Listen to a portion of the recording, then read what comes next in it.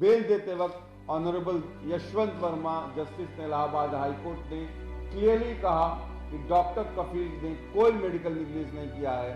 मेरे पर 308 का मुकदमा आज भी गोरखपुर लोअर कोर्ट में चल रहा है कि मैंने गला दबा दबा के बच्चों को 63 बच्चों को मार दिया है। और डॉक्टर कफील खान जो है वो पूरा मेडिकल कॉलेज चलाता था, वही दोषी है। मीडिया को रिलीज कर देते हैं कि डॉक्टर कफील को टर्मिनेट कर दिया गया। सरकार ये मानती है कि 500 सिलेंडर उन 54 घंटों में लाए गए थे, लेकिन कौन लाया था उसका नाम बताने से डरती है। मैं बार बार ये कहता हूं कि अगर वो डॉक्टर कपिल मिश्रा होता, डॉक्टर कपिल जॉन होता, डॉक्टर कपिल कुमार होता, तब भी योगी जी वही करते, क्योंकि उनको बचाना था अपने लोगों को। इन्वेस्टिगेशन ऑफिसर ने अपने जांच में लिखा है, जिसको पुष्पा सेल के स्टेटमेंट है, उसमें लिखा है कि 10% कमीशन मांगा जा रहा था 68 लाख का ड्यू पे करने के लिए, उस पर नहीं दिया क्योंकि कहता था उतनी कमाई नहीं होती थी, तो कहां से देता। ये 18 लोगों की लिस्ट है, नाम के साथ दे रहा हूं, फोन नंबर के साथ, फोन कर लीजिएगा। ये 18 लोग उस दिन मर गए थे, 18 एडल्ट हैं जिनकी आज तक कोई बात नहीं करता है। तो कहते हैं कि माँ के जिसका हिस्सा होता है, जिसे उंगली काट दो ना, वैसे दर्द होता है। किसी को 13 साल बाद बच्चे पैदा हुए थे, तो 4 बहनों के भाइयों के बीच में एक बहन थी, तो 4 बहनों के बीच में एक भाई पैदा हुआ। कोई तिरुपति गया था, कोई अजमेर गया था, सब मर गए। क्यों मर गए थे? क्योंकि 68 लाख रुपए सरकार ने। आप ये डेट देखिएगा, 9 नवंबर 2021 की डेट है, लेकिन 10 तारीख को इसको कोर्ट में प्रेजेंट नहीं किया गया, ना ही मुझे पर्सनली इन्फॉर्म किया गया। मुझे भेजा गया है कब? 20 नवंबर को। 10 तारीख की शाम को प्रिंसिपल सेक्रेटरी मेडिकल एजुकेशन एक मीडिया को रिलीज कर देते हैं कि डॉक्टर कफील को टर्मिनेट कर दिया गया, उनको नौकरी से निकाल दिया गया है। पूरी कहानी तो आपको शायद पता होगा किस तरह से 10 अगस्त 2017 को बीआरडी मेडिकल कॉलेज, जो 950 बेड का हॉस्पिटल है, 950 बेडेड हॉस्पिटल, जिसमें उस वक्त 1500 पेशेंट एडमिट थे, और वो ना सिर्फ गोरखपुर को, पूर्वांचल को, हाफ ऑफ द बिहार को, छपरा, सिवान, गोपालगंज और हाफ ऑफ द नेपाल को कैटर करता है। 2 करोड़ पॉपुलेशन को कैटर करने वाला इकलौता medical college BRD medical college है। 10 अगस्त 2017 को 7:30 बजे लिक्विड ऑक्सीजन खत्म हो गई थी, और 13 अगस्त 2:15 पे लिक्विड ऑक्सीजन की सप्लाई स्टार्ट हुई थी। यानी 54 घंटे तक पूरे मेडिकल कॉलेज में लिक्विड ऑक्सीजन थी ही नहीं। जंबो सिलेंडर्स लाए गए थे, इमरजेंसी में लाए गए थे। सरकार ये मानती है कि 500 सिलेंडर उन 54 घंटों में लाए गए थे, लेकिन कौन लाया था उसका नाम बताने से डरती है।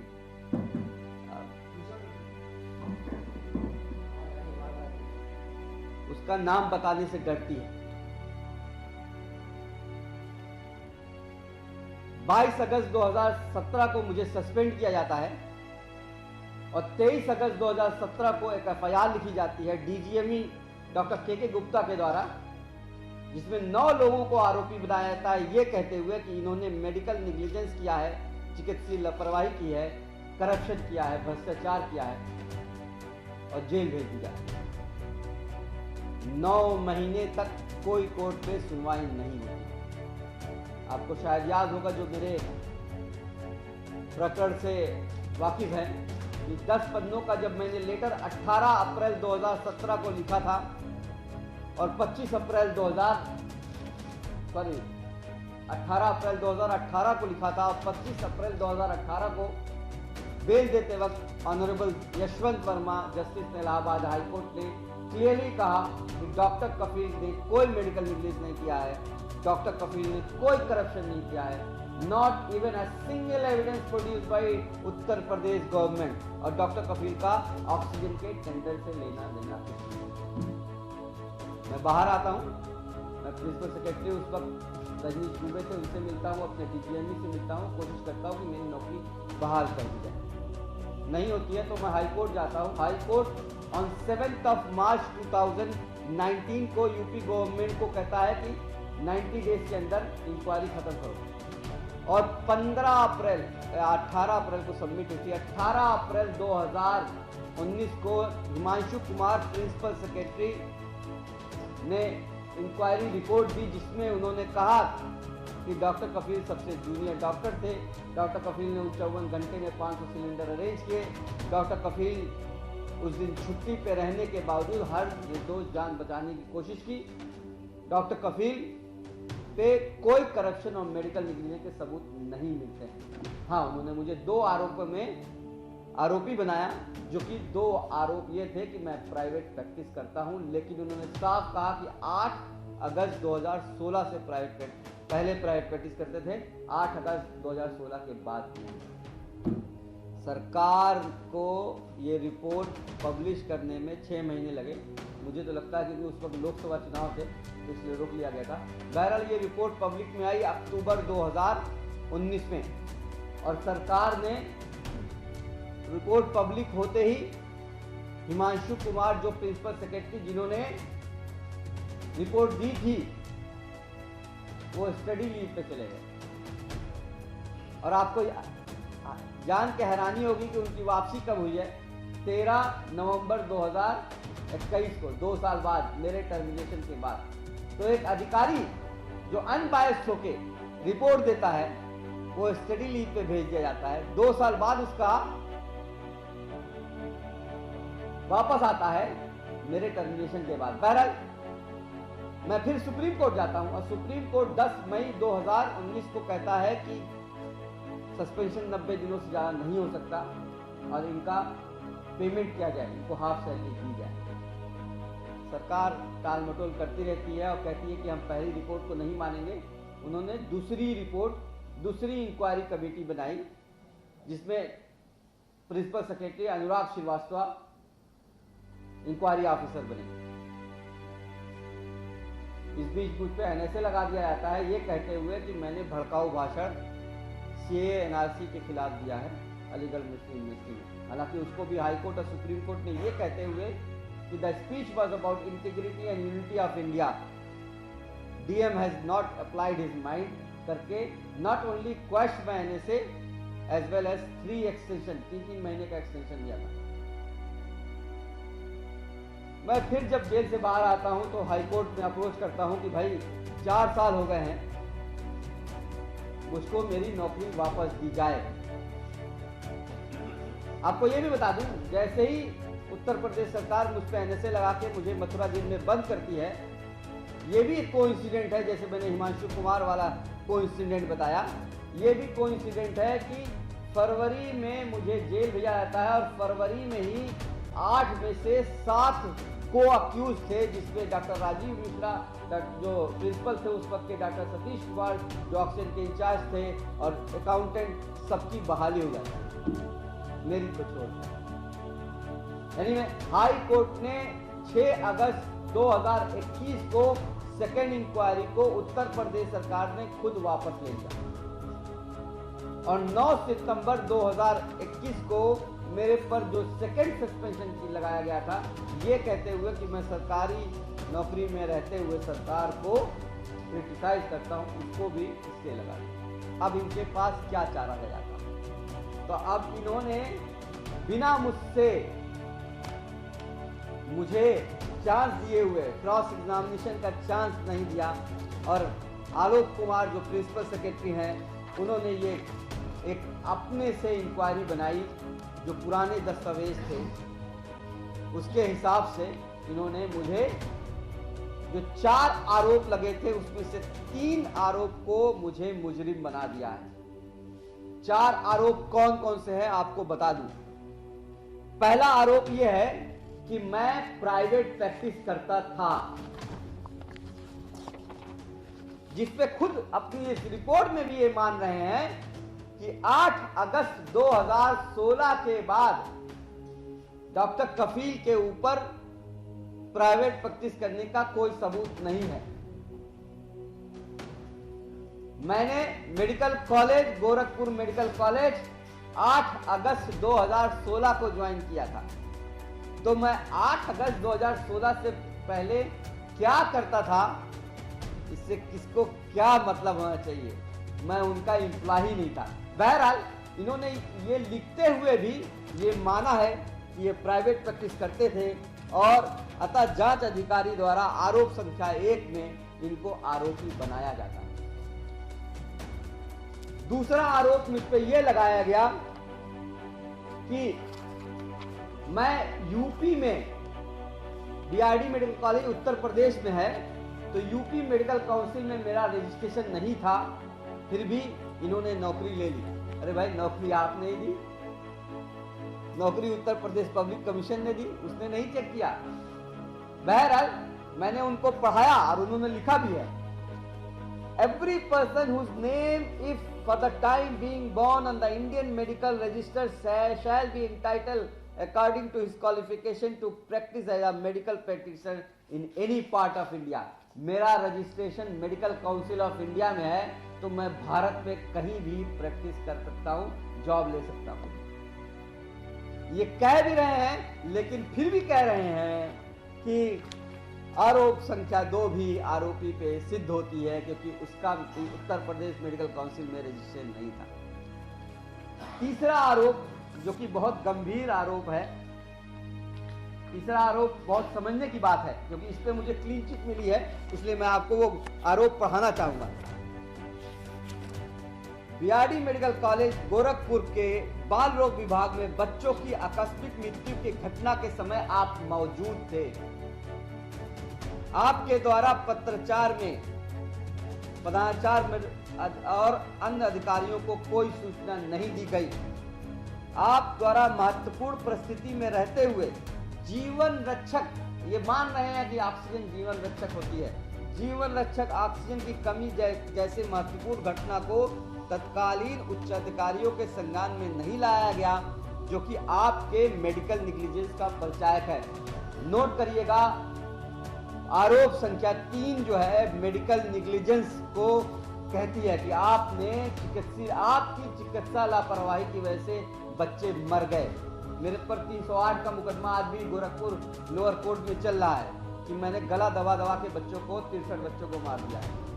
बहरहाल आगे लिखते हैं, आपके प्रश्नगत आप से स्पष्ट है कि आपके तत्कालीन प्रधानाचार्य से उद्घोष हेतु दूर संधि थी, यानी कि आपका और प्रिंसिपल का साठगांठ था, पैसे का लेन देन होता था, जिसके कारण आपके प्रश्नगत कदाचार शासकीय नियमों का उल्लंघन करता है, जिसे तो आप पूर्ण रूप से दोषी हैं। ये आरोप लगाया है, तीसरा आरोप है। अब तीसरे आरोप के बारे में ये खुद क्या कहते हैं, आप पढ़िएगा। ये Alok Kumar, principal secretary medical education की अभी की 9 नवंबर 2021 की रिपोर्ट है। पुरानी रिपोर्ट जो 7-8 इंक्वायरी हो चुकी है, उसकी बात नहीं करूंगा।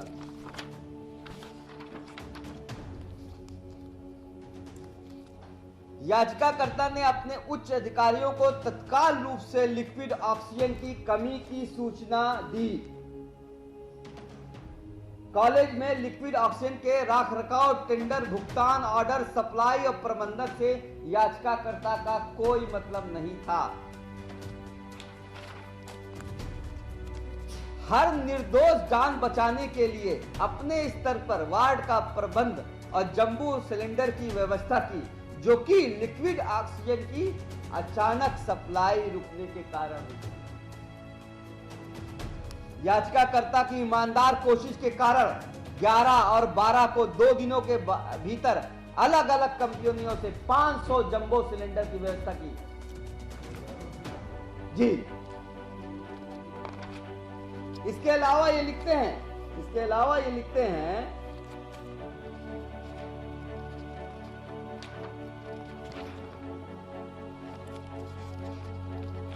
बड़ी लंबी रिपोर्ट है। बहरहाल इसके अलावा ये लिखते हैं कि अपचारी यानी कि मैं अपचारी द्वारा इस संबंध में उपस्थित पंजीकरण की छाया प्रति, मैं 10 तारीख को छुट्टी पे था, उसकी मैंने अटेंडेंस शीट लगाई है। अपचारी अधिकारी द्वारा इस संबंध में उपस्थित पंजीकरण की छाया प्रति उपलब्ध कराई गई है, जिससे यह प्रचलित होता है। That means he was taken casual leave on 10 अगस्त 2021 को। 10 तारीख को मैं छुट्टी पे था, तो क्या मुझे ऊपर से हवा आता कि मुझे पता चलता कि मतलब मैसेज आता कि ऑक्सीजन आज खत्म हो जाएगी। मुझे तो रात में 12:30 बजे व्हाट्सएप पे मैसेज आया था कि ऑक्सीजन खत्म हो गई है, बच्चे मर रहे हैं। आगे लिखते हैं, अपचारी द्वारा उच्च अधिकारियों को सूचित किए जाने के संबंध में वोडाफोन नंबर इतना इतना द्वारा डॉक्टर महिमा मित्तल, डॉक्टर सतीश कुमार, डॉक्टर राम कुमार जायसवाल को सूचित किए जाने का उल्लेख अभ्यावन में दिया गया है। उक्त नंबर पर वार्ता दिए जाने के संबंध में बिल की प्राप्ति भी उपलब्ध कराई गई है। बिल में उक्त नंबर प्रदर्शित हो रहे हैं। इससे यह पता चलता है कि अपचारी यानी कि डॉक्टर कपिल दिनांक 11 को रात के 1 बजे से ही उच्च अधिकारियों के संपर्क में थे।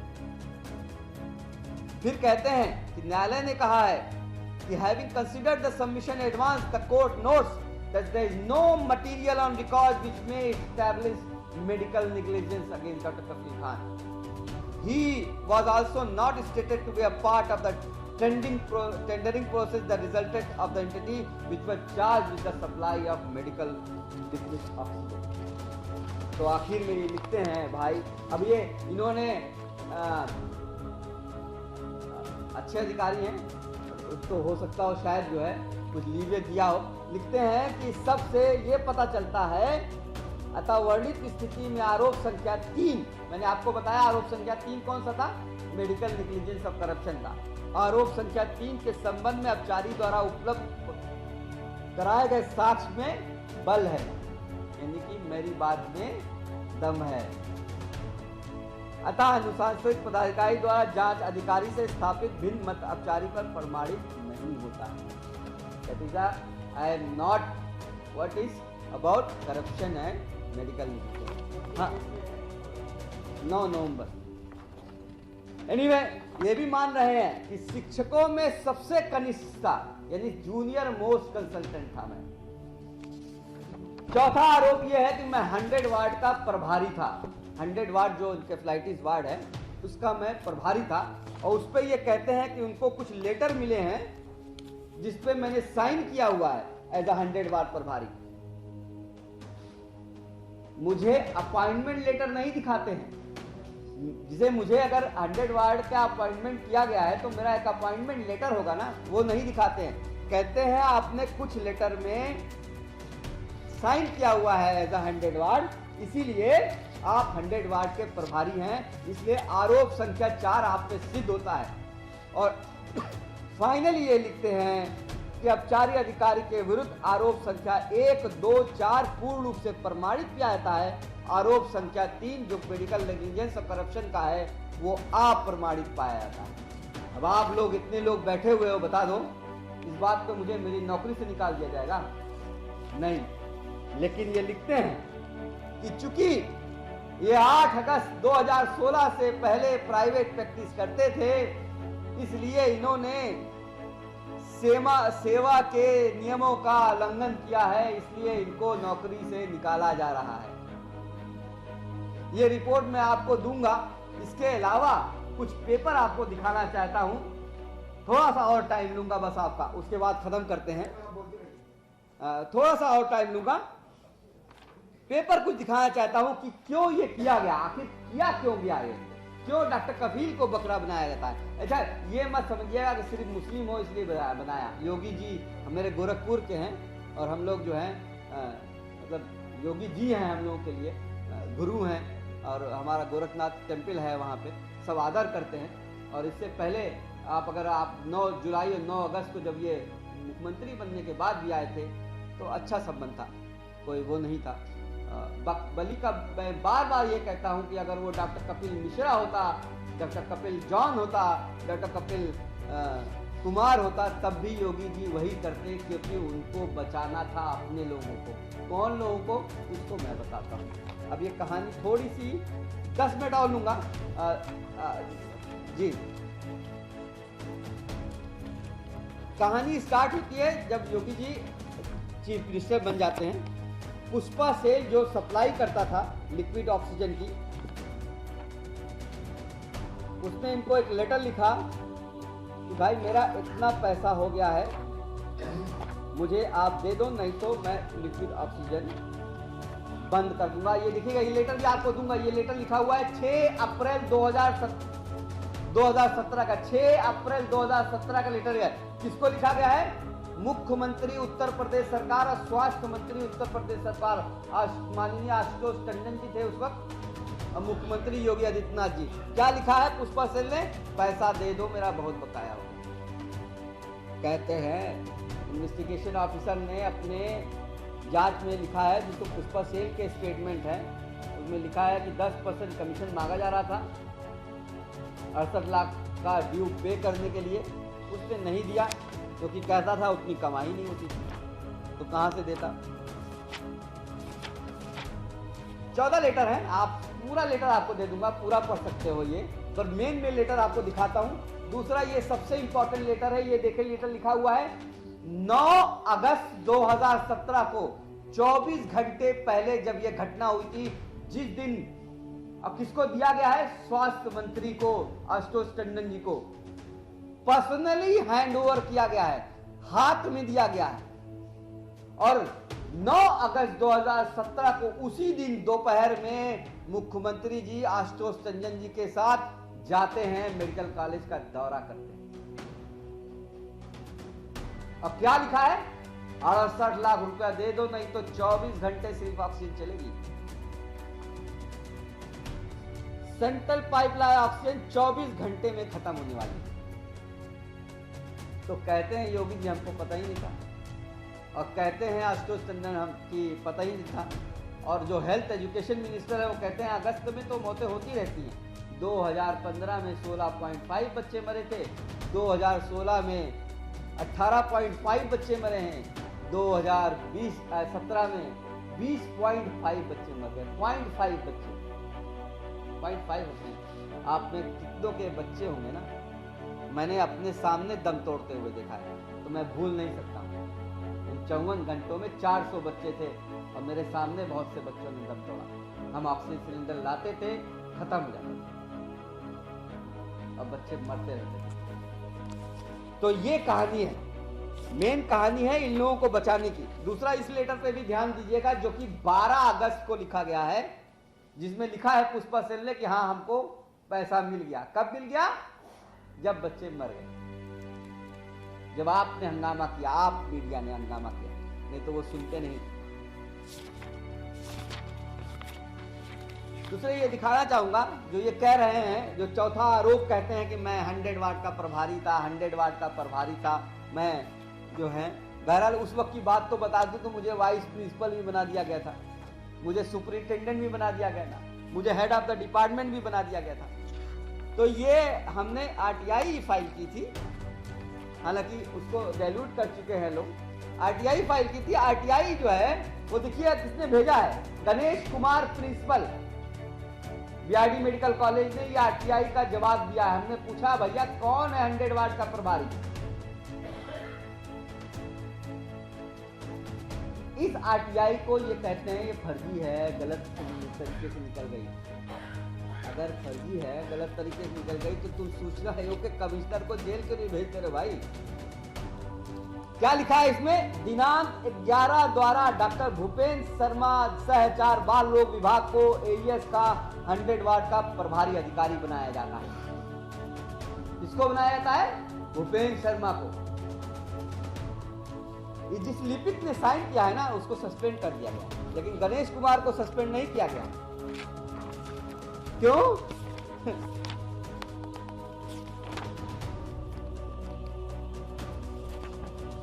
ये लेटर जो है ये आरटीआई से नहीं है, ये उनकी फाइल से, कॉलेज की फाइल से है भाई। ये प्रिंसिपल का साइन है और डेट है 11/5/2016 की, जिसमें लिखा गया है डॉक्टर भूपेंद्र शर्मा सहचार बाल रोग को एईएस का 100 वार्ड का प्रभारी अधिकारी बनाया जाता है। अगर आप विभागाध्यक्ष बाल रोग से समन्वय स्थापित करते हुए 100 वार्ड और एईएस से संबंधित सूचना विभागाध्यक्ष को देते रहेंगे। और किसको कॉपी भेजी गई है? एचओडी पीडियाट्रिक्स को, सीएमएस नेहरू हॉस्पिटल को और डॉक्टर भूपेंद्र शर्मा को भी। इस लेटर में खुद एचओडी लिखती हैं कि डॉक्टर भूपेंद्र शर्मा सारा काम देखेंगे, लेकिन मैं 100 वाट का प्रभारी। उस रात जब घटना हुई है तो ये अटेंडेंस रजिस्टर को ये लोग हटा, मतलब ये मैं उस वक्त कैम स्कैनर था, अब तो बैन हो चुका है, तो मैंने स्कैन कर लिया था वो रजिस्टर। पता नहीं क्या दिमाग में आया था। और इसमें देखिएगा डॉक्टर कफील खान 10 तारीख को छुट्टी पे थे और 11-12 को कौन छुट्टी पे था? 11-12 को कौन छुट्टी पे था? डॉक्टर महिमा मित्तल, जिस दिन कांड हो गया। क्या कह के छुट्टी पे चली गई कि मुझे स्वाइन फ्लू है। डॉक्टर महिमा अनिता मेहता को उन्होंने कार्यभार दे दिया। अब ये इंटरनल पॉलिटिक्स की जो हमारे योगी जी महाराज करते हैं उसका भी एक पार्ट है। अब आप इस अटेंडेंस रजिस्टर को देखिए, कितने डॉक्टर हैं? 14 तो कंसल्टेंट हैं। पूरे मेडिकल कॉलेज में 168 डॉक्टर हैं, 5000 कर्मचारी हैं, 5000। और कितने डॉक्टर हैं? 168। और सबसे जूनियर डॉक्टर कौन है? डॉक्टर कफील खान। और डॉक्टर कफील खान जो है वो पूरा मेडिकल कॉलेज चलाता था, वही दोषी है।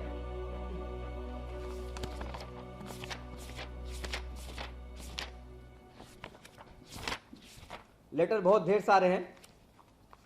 ये चार्ट है जिसमें बच्चे मरे हैं। कभी सोचिएगा, आपके अपने ही बच्चे होते, कहते हैं कि माँ के जिस्म का हिस्सा होता है, जिसे उंगली काट दो ना वैसे दर्द होता है। किसी को 13 साल बाद बच्चे पैदा हुए थे, तो 4 बहनों के भाइयों के बीच में एक बहन थी, तो 4 बहनों के बीच में एक भाई पैदा हुआ था। कोई तिरुपति गया था, कोई अजमेर गया था, सब मर गए। क्यों मर गए थे? क्योंकि 68 लाख रुपए सरकार ने दे दिए। ये उन बच्चों की लिस्ट है। वो आज भी, सिर्फ मेरी बात नहीं, वो आज भी इंसाफ के लिए भटक रहे। बहरहाल आपको ये सब बातें मालूम होगी, बस ये नहीं, हमको बहुत लोगों को नहीं पता है कि उस रात, जैसे सिंपल मैं समझाना चाहूंगा कि कॉलोनी में अगर फ्लैट में रहते हो तो टंकी का अगर पानी खत्म हो जाए तो किसी फ्लैट में तो पानी नहीं आएगा। तो जब मेडिकल ऑक्सीजन खत्म हो गया मेडिकल कॉलेज में, तो पूरा का पूरा मेडिकल कॉलेज में ऑक्सीजन नहीं ना है कि सिर्फ बच्चे मरेंगे, एडल्ट भी मरेंगे। ये 18 लोगों की लिस्ट है, नाम के साथ दे रहा हूं, फोन नंबर के साथ, फोन कर लीजिएगा। ये 18 लोग उस दिन मर गए थे। 18 एडल्ट हैं जिनकी आज तक कोई बात नहीं करता है। बात सिर्फ करता है पीडियाट्रिक की बात की, क्योंकि रात में देखा था मुझे सिलेंडर लाते वक्त मीडिया ने भी उसी को बताया, पीडियाट्रिक वार्ड बच्चे मर रहे हैं, बच्चे मर रहे हैं। अरे ये भी मरे थे, एक माँ भी मरी थी जिसके पेट में बच्चा था।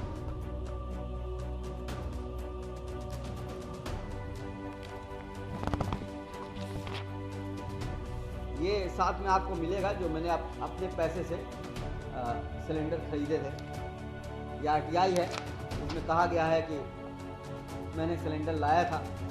और ये एसएसपी का बयान है। सीमा सुरक्षा बल जो मेडिकल कॉलेज के पास है, उन्होंने अपना ट्रक दिया था, सिलेंडर दिए थे, 11 जवान दिए थे। उनका बयान है कि हाँ उस दिन डॉक्टर कफील आए थे, उस दिन बच्चे मरे थे और उस दिन हमने मदद की थी। ओपी साहू जो है जिन्होंने ये बयान दिया था, बेचारे वो वहां पे नहीं है। मैं मिलने गया था जेल से छूटने के बाद, कहीं और पोस्ट हो गया। ये भी कोइंसिडेंस। ये आपको ये दे रहा हूँ जो कि सीएमएस के द्वारा DGME director general of medical education के द्वारा ये लिखा हुआ लेटर है, जिसमें कहते हैं कि 10 तारीख को 7:30 बजे ऑक्सीजन खत्म हो गई। और कब आई है? 13 तारीख को 2:15 पे। और कितने इन 2 दिनों में सिलेंडर इकट्ठा हुए? 225 सिलेंडर 11 तारीख को और 12 तारीख को 250 सिलेंडर। यानी करीब करीब 500 सिलेंडर। कौन लेके आया नहीं बताएंगे, वो मैं नहीं बता पाऊंगा, हैं? वो कहते हैं वो हम नहीं बताएंगे। उत्तर प्रदेश सरकार एक संविधान के अंदर में काम करती है। हमारे मुख्यमंत्री भी संविधान की शपथ लेते हैं, जो चाहे वो चीफ सेक्रेटरी हो, चाहे वो प्रिंसिपल सेक्रेटरी हो, वो संविधान की सकल शपथ लेता है। और ये देश जो है वो संविधान के बल पे ही चलता है। और ये हाई कोर्ट जब कहता है, ये हाई कोर्ट का ऑर्डर जब ये कहता है कि डॉक्टर कफील के खिलाफ कोई मेडिकल निग्लिजेंस के कोई सबूत नहीं है, not even a single evidence Uttar Pradesh government could produce, जब ये कहता है कि कोई करप्शन नहीं किया, ये हाई कोर्ट के ऑर्डर की बात कर रहा हूं, और जब ये कहता है कि मेरा ऑक्सीजन से कोई लेना देना नहीं था, तो फिर भी निकाल दिया है। तो ये अपने आप को संविधान से भी ऊपर समझते हैं। मैंने अलीगढ़ में जब ये कह दिया था कि जिनकी जन्म 1925 से हुआ है वो हमारे संविधान में विश्वास ही नहीं रखते हैं, तो उनको बुरा लग जाता है।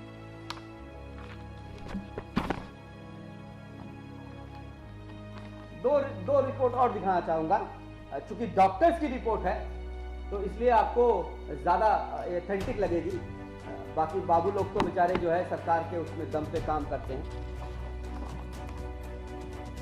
ये हरीश चिलानी जो हैं हमारे, ये लेडी हार्डिंग जो है सब डिविजनल हॉस्पिटल, ये सब दिल्ली में ही है। और वहीं से एक टीम जेपी नड्डा सर ने बनाई थी, उस वक्त हेल्थ मिनिस्टर थे जेपी नड्डा, उन्होंने बनाई थी। और उन्होंने ये रिपोर्ट दी है जिसमें ये कहा है कि बीआरडी मेडिकल कॉलेज इतना ओवर क्राउड था कि एक वार्मर पे 4-4, 5-5 बच्चे थे, एक बेड पे 2-2, 3-3 बच्चे थे। डॉक्टरों की लगभग 75% पोस्ट खाली पड़ी हुई थी।